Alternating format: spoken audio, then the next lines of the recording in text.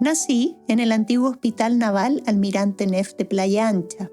en la ciudad de Valparaíso, en una de las madrugadas del paro de octubre de 1972, liderado por la Confederación Nacional de Dueños de Camiones en contra del gobierno de Salvador Allende.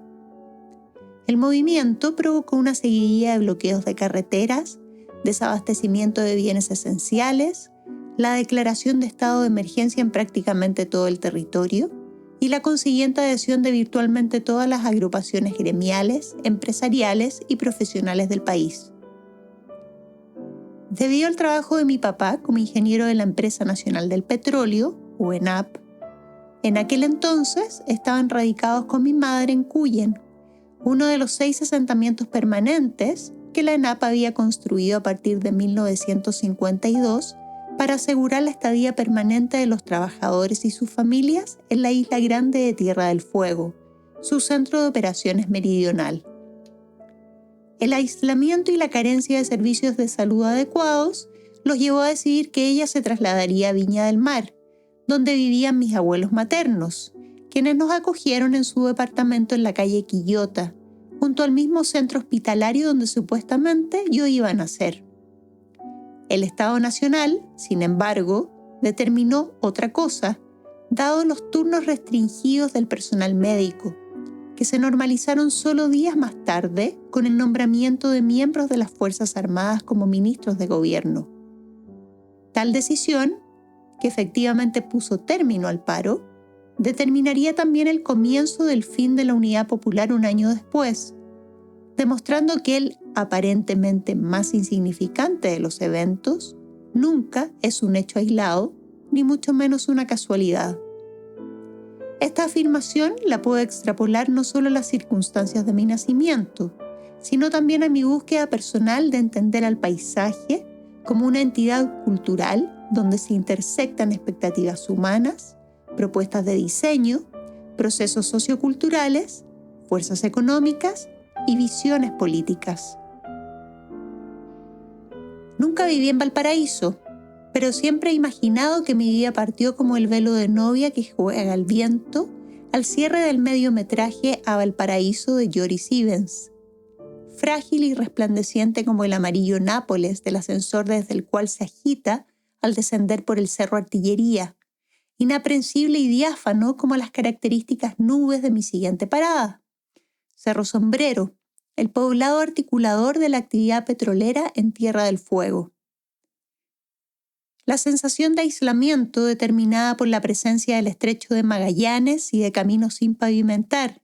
por los crudos inviernos y vientos ensordecedores,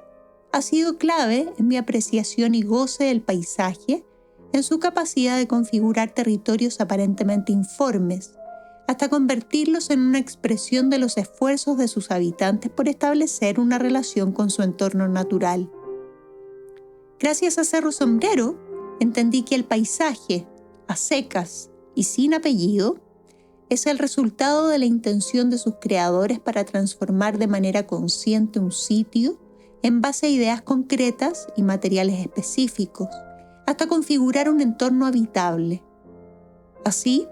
el paisaje es algo más que un espacio verde y abierto o que un área verde, como lo determina nuestra Ley General de Urbanismo y Construcciones, donde de hecho el término paisaje no comparece, sino que se subentiende como el espacio despejado y usualmente entre edificios.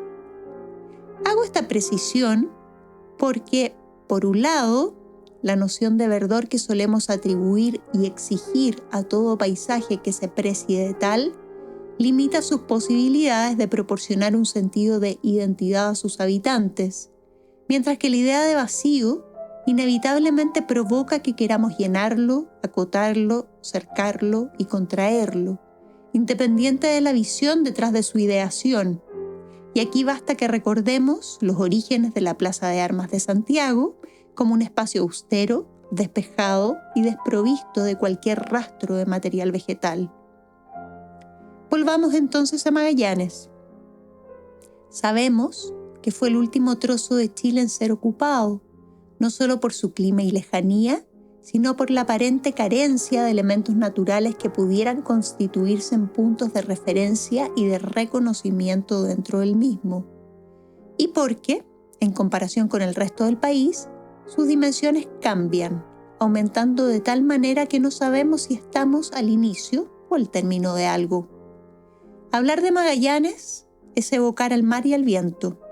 a un plano de agua y otro de tierra interminable, inagotable e inabarcable, que obliga a fijar la mirada en su distante horizonte aparentemente estático, pero con una veloz capacidad de transformación dependiendo del nivel de las bofetadas del viento y posición del sol, de la irrupción de polvaredas, alambradas, construcciones ocasionales, sutiles pliegues topográficos, golpes de sonidos y de nubes oscilantes. Juan Borges Fernández, el arquitecto de culto a estas alturas y que nació en Punta Arenas en 1910, calificó este territorio, y lo cito, como un animal, como algo viviente y no una escena yerta, donde se representan una serie de dramas y cuya manifestación la podríamos distinguir ante todo por estratos nubosos inaprensibles en su capacidad de mostrarse y esconderse, produciendo y provocando distintas maneras de contemplar al territorio según sea la distancia o posición en que se encuentren. Solo después de numerosos intentos se entendería que la fundación de una ciudad como punto focal o a la española no sería capaz de asegurar la ocupación efectiva de este todo geográfico y a la vez terra incógnita. El caso de la isla de Tierra del Fuego es paradigmático. Su inmensidad, 29.484,7 kilómetros cuadrados, solo fue conquistada a través de la delimitación estratificada de áreas productivas que no respondieron a un planeamiento, sino más bien a una generación espontánea y paralela a la identificación y descubrimiento de la potencial riqueza de sus recursos naturales, siendo valoradas en función de su utilidad y provisión de beneficios económicos, y no de sus cualidades estéticas o capacidad de convertirse en una manifestación cultural. El primer estrato de ocupación correspondió al aprovechamiento de la desmesurada topografía pampeana para el desarrollo masivo y extensivo de la ganadería ovina, lo que junto con lograr la conversión de la economía austral, definida por sus orígenes como colonia penal, determinó dos transformaciones a su ecosistema, definitivas y trágicas. Por un lado, significó la repartición de un número de hectáreas análogo al de ovejas introducidas,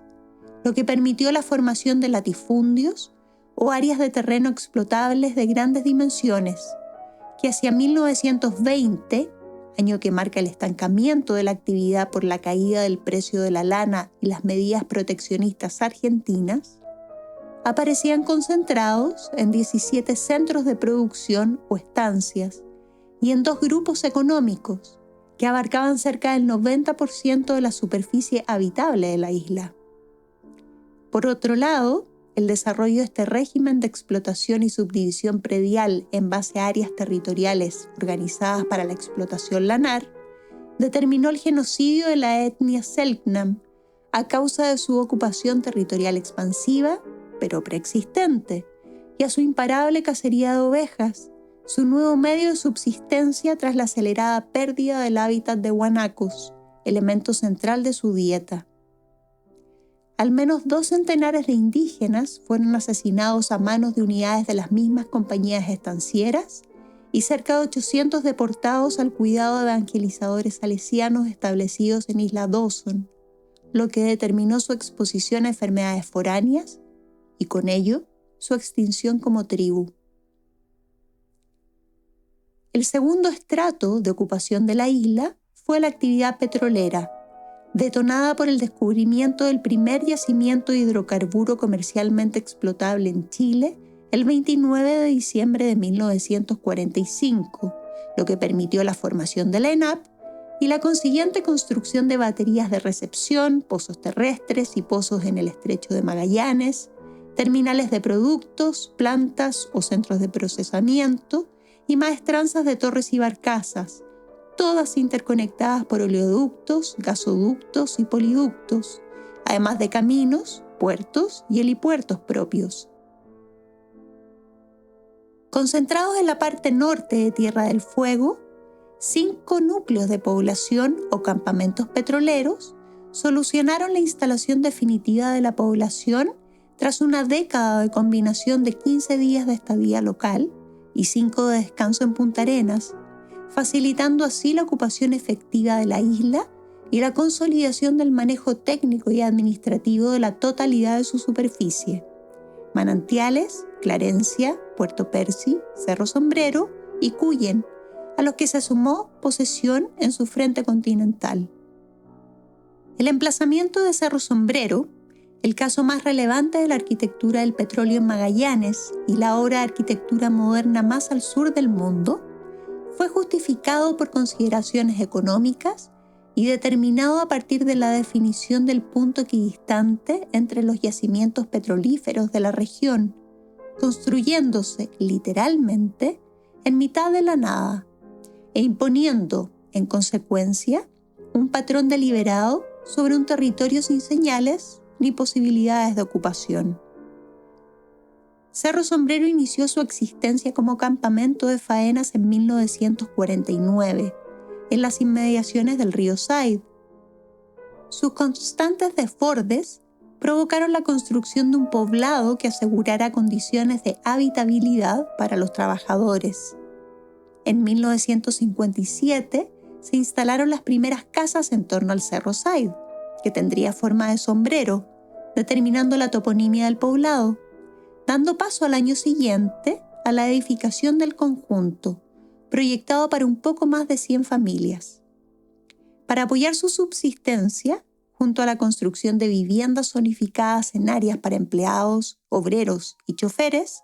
el asentamiento fue equipado con una parroquia, una escuela fiscal de enseñanza básica, un policlínico, una pulpería, un centro social, un cine y un complejo deportivo que incluía un gimnasio, una piscina temperada, una pista de bowling y un jardín de invierno, característico por su flora de regiones calurosas y húmedas y por un suelo articulado con tabletas circulares de concreto imitando la Victoria amazónica.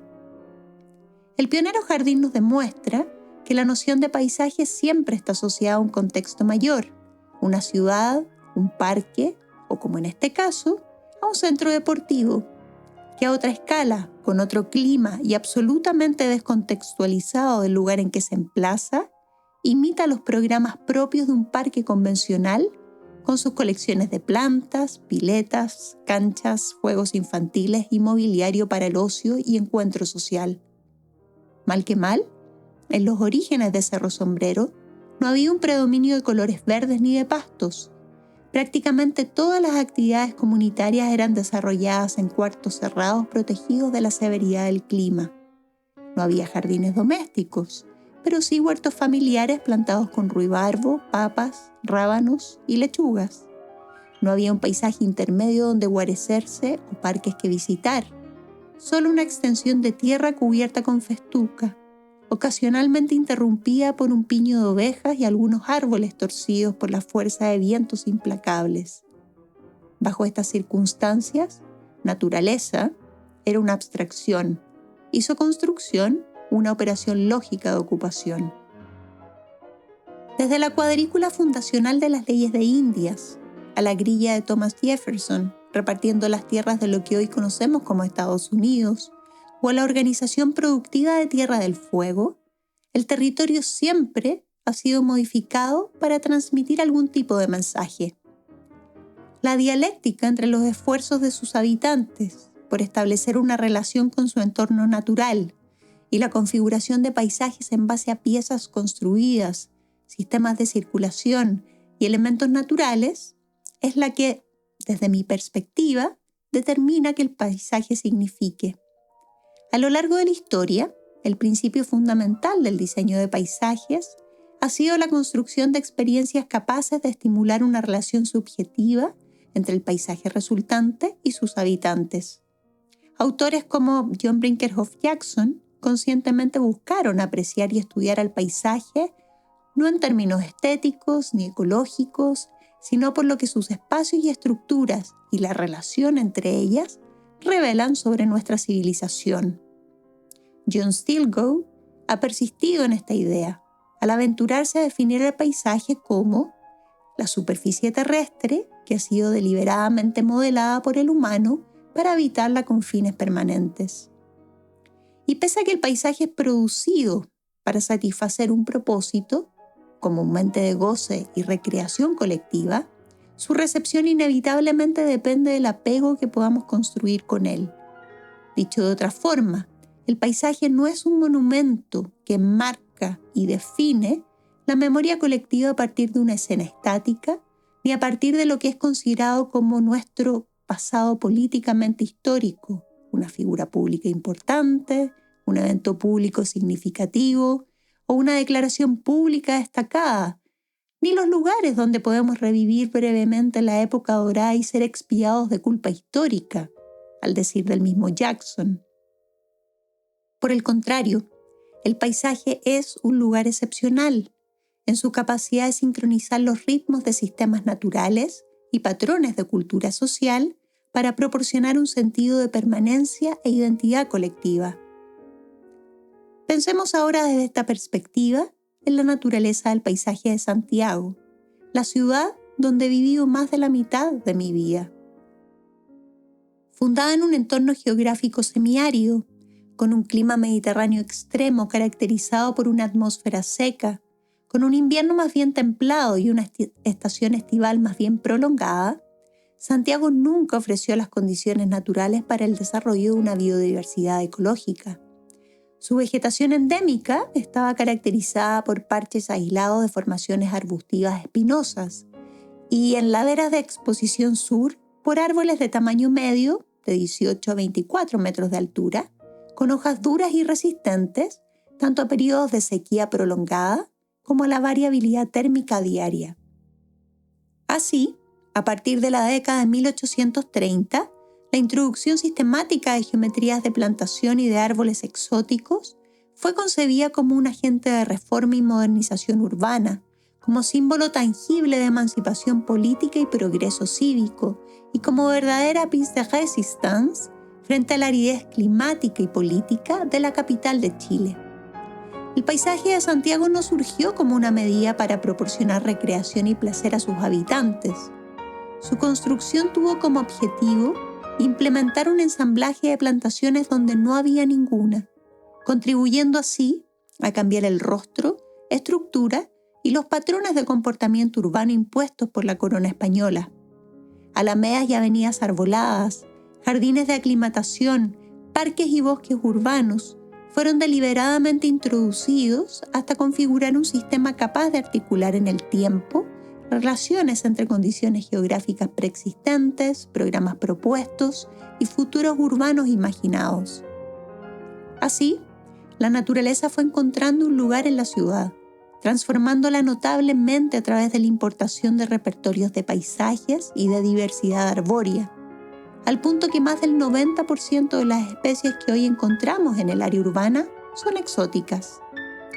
En la década de 1930, Santiago era ya una metrópolis con paisajes característicos desde la perspectiva histórica aquí explicitada, y me refiero a la Alameda de las Delicias, la Quinta Normal de Agricultura, el Parque Cauciño y el Parque Forestal. Todos ellos comenzaron a ser valorados en su capacidad de ofrecer un lugar de retiro abierto y detenido en el tiempo, independiente de sus méritos estéticos, dimensiones, grados de accesibilidad y conectividad, y más importante aún, de sus contribuciones como agentes de transformación territorial a nuestro patrimonio nacional. Esa actitud determinó que décadas después, estos y otros proyectos de paisaje comenzaron a ser evaluados en función de índices, clasificando estadísticamente su provisión de cobertura vegetal, dejando muchas veces de lado el reconocimiento de su capacidad de disminuir las emisiones de dióxido de carbono, de filtrar y controlar la contaminación ambiental, de reducir el ruido, de proteger suelos, de mejorar la salud y bienestar público y también de proveer una identidad cívica. Hoy su presencia o ausencia se ha convertido en evidencia de segregación, con el 37% de la población con acceso a menos de 3 metros cuadrados de áreas verdes, mientras que para un selecto 0,3% de los habitantes de Santiago, ese número alcanza los 19 metros cuadrados por habitante. Esta desigualdad se manifiesta también en el hecho que la conservación del paisaje requiere de una gestión y protección a manos de autoridades que dependen a su vez del financiamiento provisto por los fondos disponibles de las comunas en las que se emplazan los proyectos. En un contexto como el nuestro, inestable y constantemente sometido a los vaivenes de catástrofes geológicas, climáticas, políticas y sanitarias, los paisajes han mejorado el bienestar físico y psicológico de sus habitantes, demostrando además que su adecuada distribución territorial puede asegurar la tan anhelada equidad.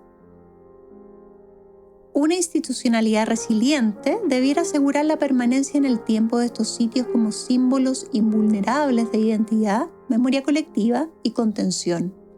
Pero si bien en las últimas 4 décadas la arquitectura del paisaje ha alcanzado una cierta relevancia en Chile, escasamente se ha discutido sobre el significado de sus paisajes como verdaderos catalizadores culturales. Basta con detenerse una vez más en la Plaza Baquedano, el punto donde no solo convergen la Alameda de las Delicias y el Parque Forestal, sino el que marca la historia del desarrollo de la capital a partir de la década de 1930, cuando la estatua ecuestre del general Manuel Baquedano fue emplazada, definiendo la toponimia del lugar. En términos simbólicos, la instalación del héroe de la Guerra del Pacífico lideró las huestes de la modernidad urbana. Junto a su rol como uno de los puntos de conexión del nuevo sistema de alcantarillado con el río Mapocho, la plaza fue trazada como rotonda vehicular, convirtiéndose en los años 70 en estación clave del sistema metro, proporcionando un mayor nivel de complejidad a la red de transporte urbano, al convertirse además en el punto focal del encuentro ciudadano para celebraciones masivas que veían en ella el epítome del triunfo del espacio público como un ente aglutinador de todas y todos como entes cívicos. Dicho reconocimiento público se acabó a partir del 18 de octubre del 2019. A partir de ese día, la Plaza Baquedano se convirtió en el epicentro de masivas protestas por amplias demandas de justicia social y redistribución, por una reforma al sistema político presidencial y un cambio del modelo económico imperante. Con el tiempo, las manifestaciones se convirtieron en las más violentas de la historia reciente en Chile, habiendo causado a la fecha más de $40 millones en daños solo a la infraestructura y espacios públicos, con turbas amotinadas y brutales intervenciones policiales que continúan hasta el día de hoy, en un intento aparentemente interminable de colisión de opuestos que buscan imponerse por la fuerza. En medio de este estallido social, el monumento del general Baquedano se convirtió en símbolo y blanco de la lucha de distintos proyectos nacionales, siendo desdeñado y agredido por quienes han considerado secundaria su condición de obra de arte. Al héroe, masculino y militar, se le ha atribuido la promoción cotidiana del relato histórico tradicional de la secuencia de eventos políticos que nos han definido como nación: la Guerra de la Independencia, la Guerra del Pacífico, las revoluciones de 1891 y de 1925, la Alianza por el Progreso de 1961 y la caída de la Unidad Popular. Tras 1 año y medio de ataques y siguiendo sus principios de respeto a los derechos de cultores y creadores y la memoria histórica, en marzo del 2021 el Consejo Nacional de las Culturas, las Artes y el Patrimonio decidió su retiro para un proceso de restauración que duraría 1 año. Aún no sabemos cómo volverá el general Baquedano, si es que retorna. Siguiendo la complejidad propia del supuesto comienzo y término del paisaje, la clásica serie El rumbo del imperio de Thomas Cole da luces claras de una renovada significación urbana para Plaza Baquedano. Ha evolucionado de un estado prístino, pasando por uno pastoril y de civilización, a uno de destrucción, hasta arribar a una versión contemporánea de desolación, el último de los 5 paneles de Cole. En esta pintura, ruinas de acero y concreto emergen de un manto de musgos y hiedras que reclaman al paisaje como infraestructura esencial, gracias a su notable capacidad para estructurar hábitats de crecimiento donde no necesariamente había espacio para ello, y de estimular interacciones entre elementos y sistemas, naturales y artificiales. Para cerrar, retomo entonces la posibilidad que la memoria revela acerca del paisaje, su entendimiento como una confección resultante de un proyecto oportuno, vale decir, adecuado a las condiciones preexistentes de un sitio, intencionado en su capacidad de materializar observaciones concienzudas según las posibilidades o preexistencias de dicho sitio, y conveniente al revelar la agudeza del pensamiento detrás de una configuración capaz de asimilar comportamientos y cambios externos. Esta es una oportunidad para la Plaza Baquedano, aun cuando perdida, en mi opinión, en el caso de Cerro Sombrero y Valparaíso. La fijación de Cerro Sombrero en un momento temporal específico, tras su declaratoria el 2014 como zona típica y monumento histórico, anuló la condición intrínseca del paisaje, de su paisaje. El hecho que no puede ser capturado en un solo momento, pues siempre está llegando a ser algo, coleccionando sus procesos de ideación, desarrollo, memoria y decadencia. Por otro lado, ni la declaratoria de Valparaíso como Patrimonio de la Humanidad por la UNESCO el año 2003, ni la compra estatal el 2014 de los 10 ascensores de la ciudad que persistían en manos de privados, impidió la construcción de un túnel vehicular bajo el Cerro Artillería, como parte del proyecto de la empresa portuaria para mejorar la accesibilidad a sus terminales. La acción contribuyó a incrementar el deterioro del llamado paisaje urbano, y más específicamente de aquel registrado por Ivens, quien reconoció cómo espacios públicos y construcciones en las áreas altas, en este caso el Paseo 21 de Mayo y la ex Escuela Naval, y un poco más al norponiente el Hospital Almirante Neff, podían participar visualmente de la bahía y del resto de la topografía gracias a la conexión pública de quebradas y depresiones con un surcido de miradores, funiculares y calles precisamente ensanchadas. Estoy convencida que la materialización consciente del actual vacío de la Plaza Baquedano sería una señal potente para atribuir al paisaje su rol tradicional de producir crecimiento y cambio, y para recordarnos que en Chile hay una cultura de paisaje que sigue siendo definida por la relación entre resoluciones políticas, circunstancias económicas, eventos globales, prácticas sociales y la vida misma.